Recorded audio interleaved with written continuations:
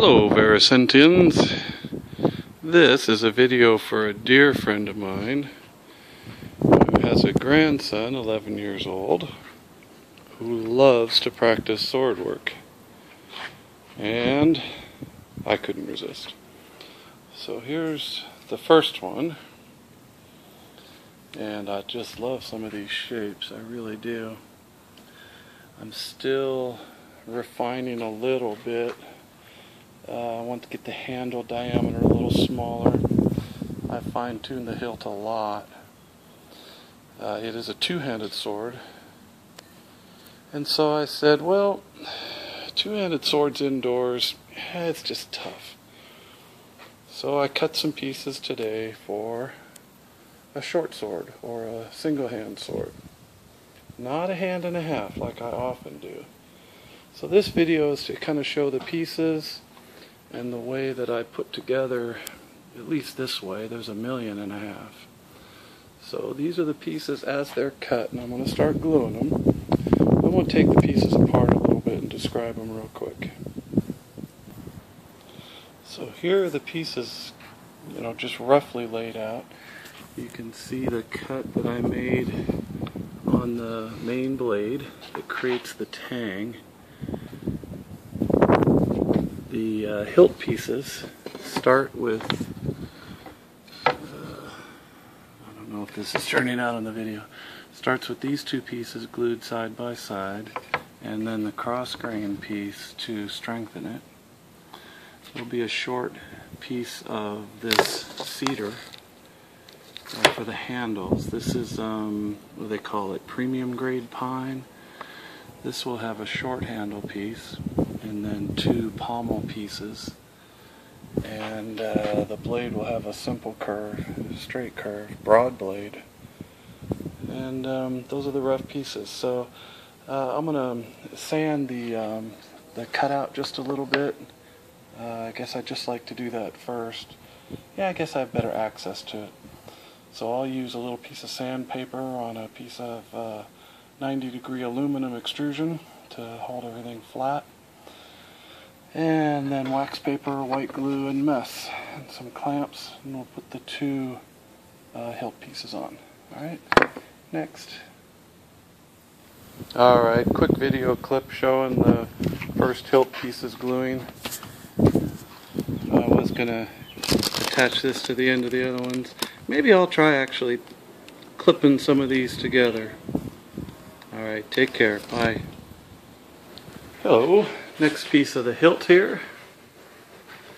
I've sanded that flat and sanded the 2 hilt pieces just to flatten them a little bit, and also to rough them up, take the glue a little bit better. The hilt on this one isn't going to be as long as on the two-handed, so these pieces are a little bit shorter. And there's the 2 hilt pieces glued, just sandwiched to my trusty piece of white plastic. I should have glued the first of the handle pieces on first. If I had glued these pieces on first, then I could have had a clean edge here to glue that one up. Now I've got to get this whole surface true in order to get the handle piece on. But I can do that. Good night. The light was really beautiful in the garage this morning. Still that time of Saturday morning. Okay, so I owe myself a little bit of cleanup on the old workbench. Always room for one more project. Anybody out there know what I mean? So this is how it works. Next step is the handle inserts, in this case a cedar. I went with soft and cheap woods for this project. Same structure. Like I said, I put them on in the wrong order, but I can recover from that. These are the pommel pieces. Helps to have a bandsaw to cut the handle pieces, and a good disc sander to get them all square and true. I will make do with what I've got. Alright, you guys, love you much. And took about 30 minutes to an hour. Couple cups of coffee. Still working on the Saturday morning coffee. And the two handle pieces are glued. It's the clamping and the fitting, you know, this hand fitting because nothing was really true and straight, so hand sanding, hand fitting. Not worried about super perfect mastercraft joinery here, but the lines all disappear pretty well. As you can see on the other sword, it wasn't terrible, but it wasn't great. And I want to mention the clamping. Do kind of pay attention to holding the surfaces that are being glued into contact with the others. So I've got two clamps going lengthwise and two clamps going vertically. That holds them in at that angle, and I was able to glue both of them at once. Technically I probably could have glued on the pommel pieces, but I chose not to, you know, step by step. If I wanted, I could, you know, 2 or 3 hours I could be gluing the other ones in. If I didn't put a lot of stress on the joints, I could remove the clamps. This is my favorite glue now. It's a high-tech Elmer's aliphatic. Works really good for wood. I did choose the pine and the cedar because they're both approximately the same hardness. I did run into some trouble with the hard maple and the soft walnut previously. I guess there's not too much to show here, but I don't feel like mowing the lawn. Thank you guys. The pile of clamps, only 4. No good carpenter in the world would only use 4 clamps. Those are the handle pieces joining with the hilt. Now you can see how that skinny 1/4 inch section turns into a strong hole. And have the 2 pommel pieces. Try to get them glued on now. I'd love to do the rough shape even this evening, but certainly tomorrow I really want to have the rough shape done. I've got a good vision for what I want. This will be a lot more like the dagger hilt that I did in the maple. Thin, oval, small, as opposed to the more spiky one for a two-handed. You can see some of the pieces maybe now a little bit more so than you could before. It's the same pieces, same assembly style, just something I've sort of worked out. Next up. That only took a couple minutes. You know, again, not worrying too much about perfect gaps and perfect technique. A lot of things you can do to keep the gaps like perfect, hairline, whatever. Oh, also with the clamps, don't put too much pressure. You want to squeeze all the glue out.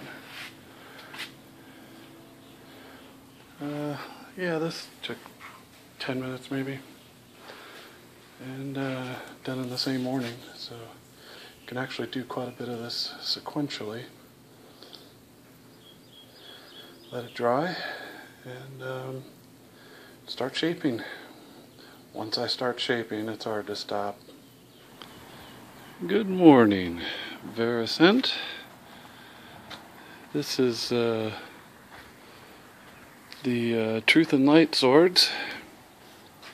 This is the part that turns chunks into curves, shapes and curves.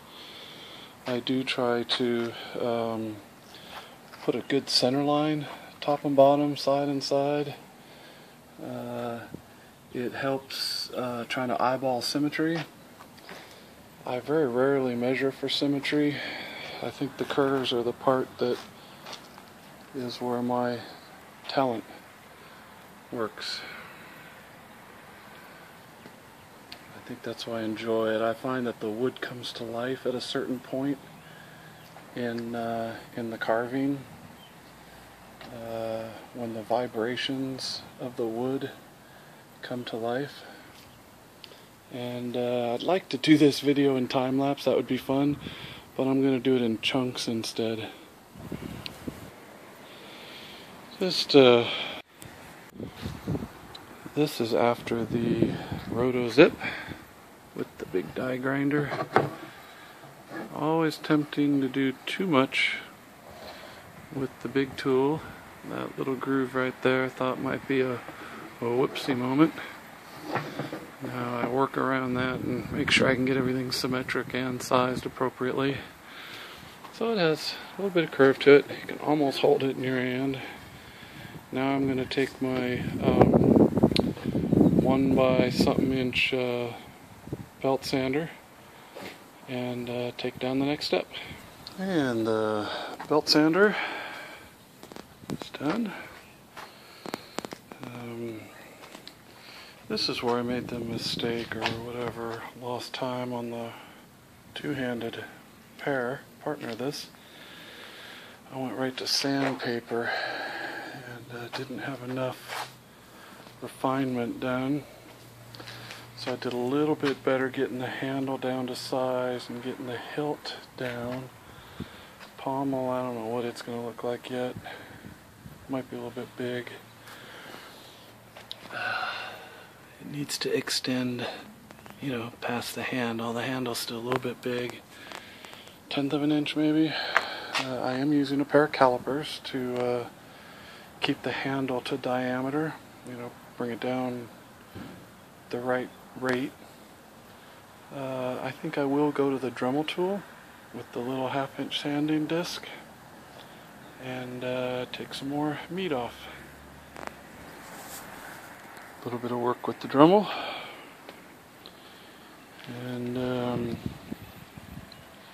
it's coming down a little bit. It almost holds like a handle. Need a lot more meat off before I feel good about laying out the blade, but it's getting there. Not quite ready for sandpaper, but it is starting to sprinkle. And I think my daughter just called from her sick bed upstairs, so...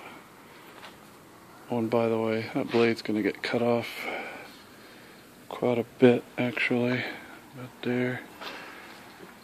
As soon as I know. Good night. Actually cut off 2.5, 3 inches twice off the end. There's one piece down there on the ground. Shortened the pommel 1/4 of an inch. It's better rounded. Shortened the hilt. Profiled the blade a little bit. Now I'm going to take more mass off of the hilt and refine that a little bit. It's very thick right now. And I just spent about 10 minutes on with the jigsaw and on the 4-inch wide belt sander, 60 grit. Nice soft pine. Birds are out.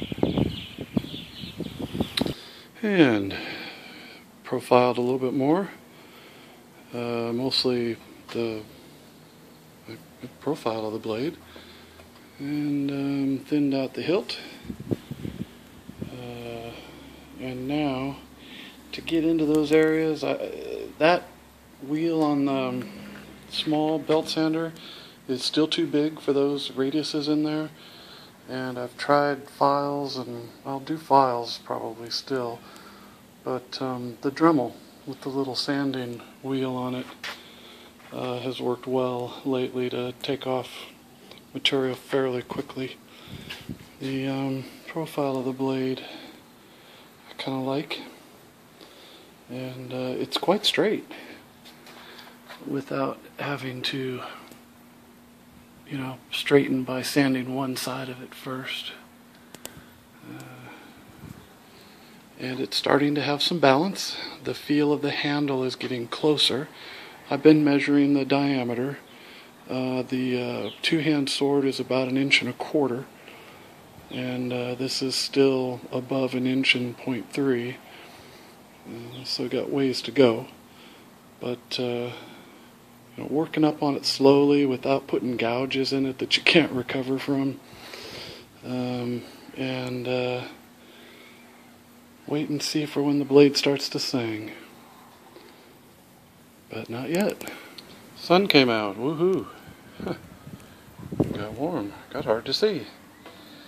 Did the Dremel profiling of the hilt, and joined the handle to the hilt and pommel using the sanding wheel. I did put a little finger curve in there. I just like those. You can put your hand over the hilt and get your first finger in there. I think it's time to mark the center line again and put the taper in the blade and decide how narrow I want the blade, particularly up at this end. Well, thinned out the blade, both directions, both axes. Tried to get sort of I don't even know what's up and down on this camera right now. Try to get basically a straight taper in this axis, well, and that one too. It's starting to sing a little bit. Starting to balance a little bit, and now it's time to work the edges, and getting close to sandpaper. Do the final shaping in 60 grit. Well, there's a little bit of what used to be chunkiness and is now sawdustiest. Talk about starting to sing. I put the edges on. Don't know how much you can see in the video.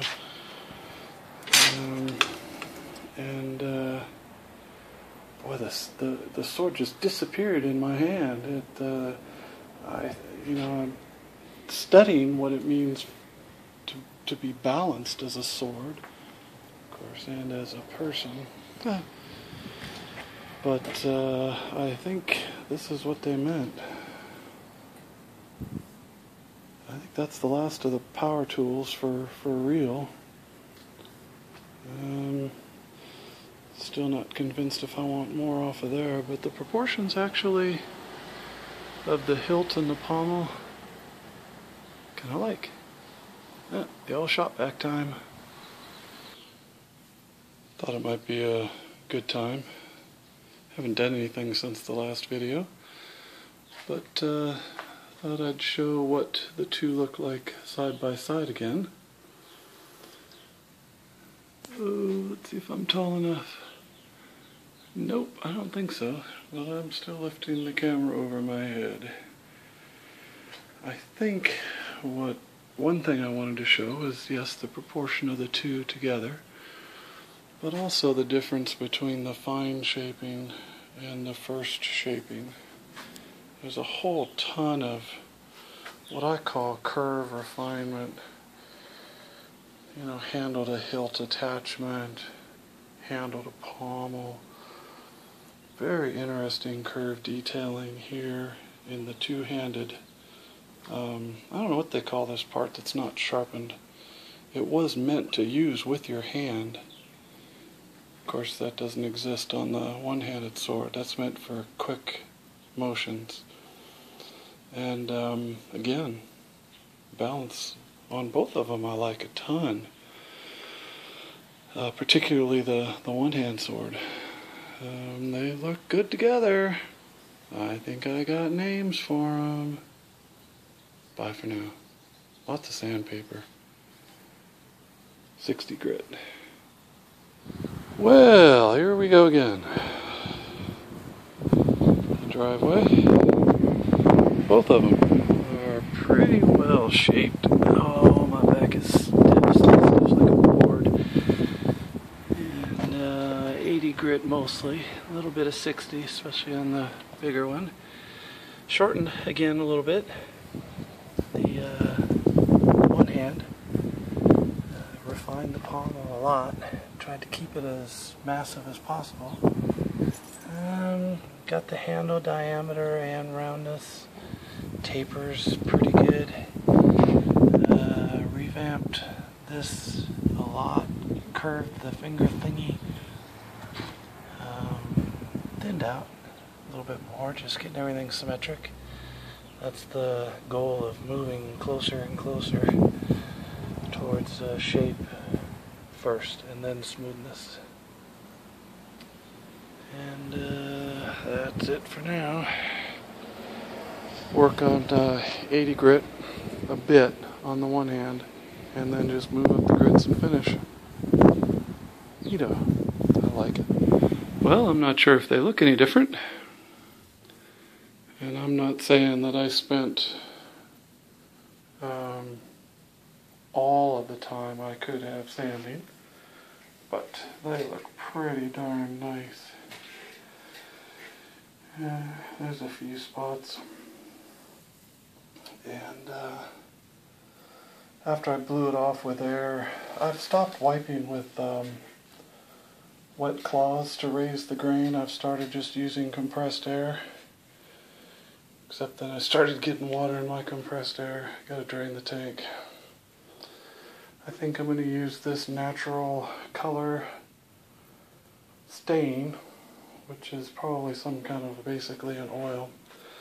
I don't know, maybe not. Let me think a little bit. I'm going to put a varisent polyurethane coating on it to harden it a little bit. And be done. Still trying to decide about engraving. I think I will. Decided to use the Danish oil. It's kind of a, well, they don't like tell you the exact formulation, but it's tung oil, boiled linseed oil, mineral spirits. I've been using pure tung oil on the knife handles. I used an all-in-one wipe-on for the walnut, the hardwood swords. The cedar didn't darken up kind of like I thought. Actually, the end grain is darker than the cedar is, but it looks super.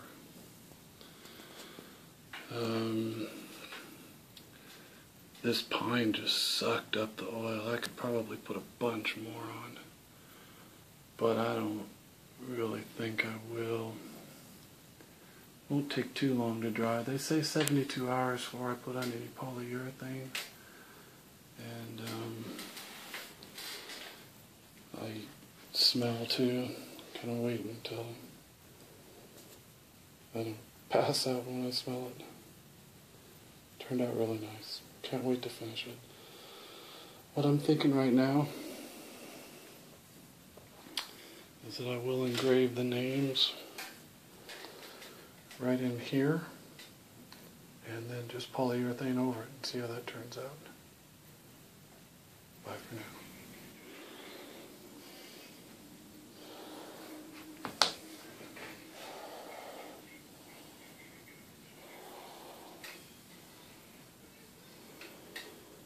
One day.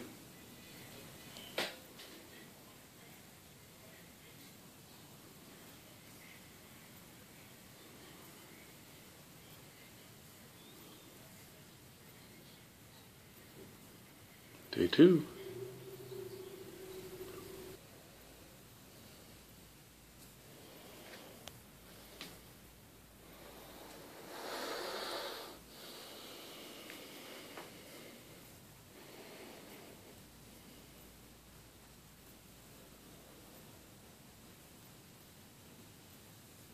Day 3.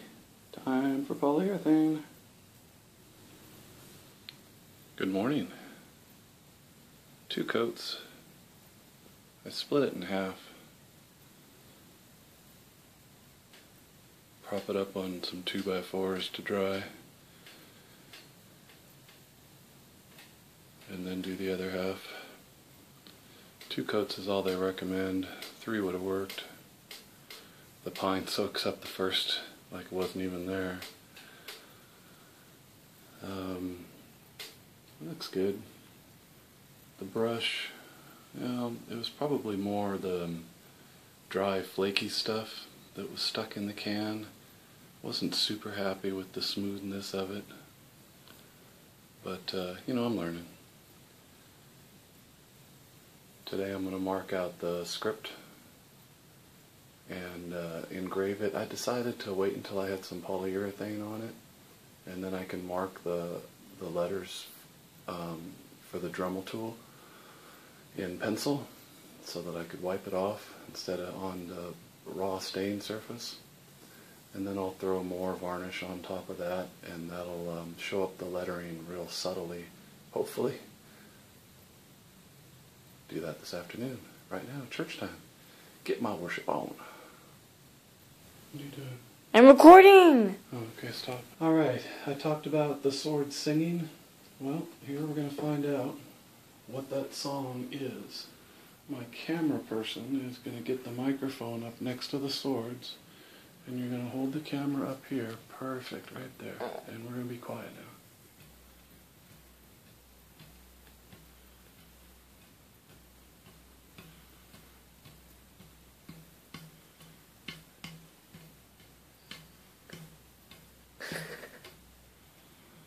And my camera person is going to be very quiet.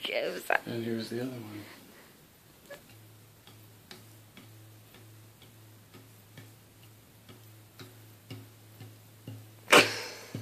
They're in tune with each other too. And? Time to say goodbye. About 5 coats polyurethane. I did 400 grit wet sand before the last coat. That smoothed everything down significantly. Could have done more. The sanding didn't get it all the way smooth, but it knocked off the high spots. Really helped. Relatively pleased with the finish. Really love the curves. I tried taking a video of the sound of the resonance, but the microphone didn't pick it up. I say they're in tune with each other.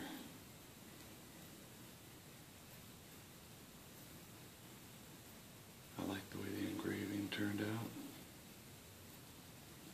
Electro Boy doesn't like the names, but I do. Saw the names quite a while ago in my mind.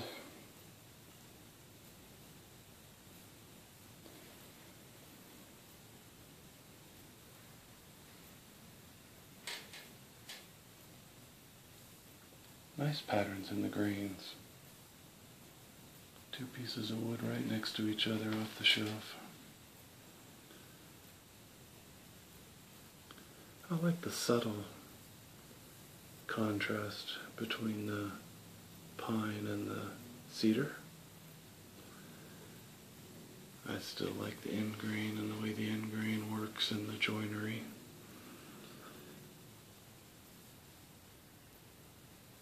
I like the way that pommel turned out.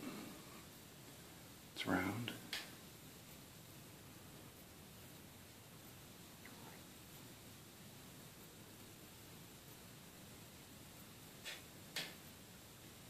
Grain's a lot more noticeable on this piece of wood. I just love this combination of swords.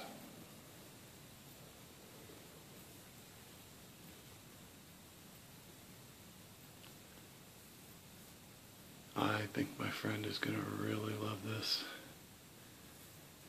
Brother David, love you much. Bye for now. Thanks, Varisent.